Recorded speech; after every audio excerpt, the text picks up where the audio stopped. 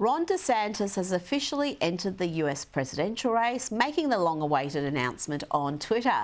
The analysis on the Trump v DeSantis battle has been coming in thick and fast, and among the most astute commentary was from a regular on this show, US political expert Josh Hammer, who wrote a piece in Newsweek titled "The Case for Ron DeSantis," in which he says the 2024 Republican presidential primary is shaping up to become a grand battle royale between an eccentric, larger-than-life baby boomer who obsesses over relitigating the last election and is constantly distracted by self-imposed wounds and personal grievances, and on the other hand, an extremely disciplined, mission-orientated Gen X conservative who single-handedly made the nation's largest swing state ruby red and has overseen the implementation of the most transformative right-wing agenda in modern American history. That is the basic choice. Joining me now to discuss the latest on all that is Newsweek's Josh Hammer. Josh, thank you so much for joining me. That was quite an argument there for DeSantis. Some see him as the only viable candidate, but the polling is undeniable. Trump is so far ahead.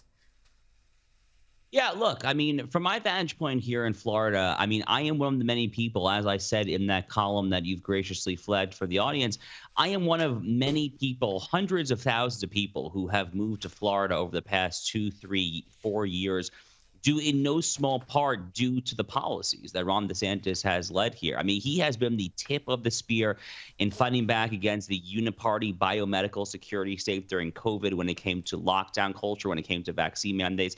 He has been the tip of the spear in fighting back against the excesses of the woke ideology, no matter where that very cancerous ideology shows its very ugly head, whether it's in the K through 12 classroom, the corporate board. I mean, he is the man, as far as I'm concerned. He is the current elected official in the ring who is the leader of the right-wing charge in these United States. Now, look, the polling on a national horse race level, it is what it is right now.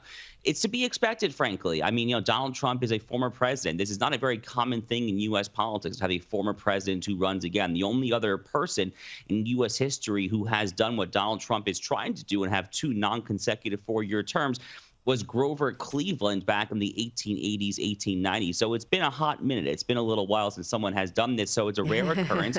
He has a lot of money and he has a very rabid, loyal fan base. But it's very, very early.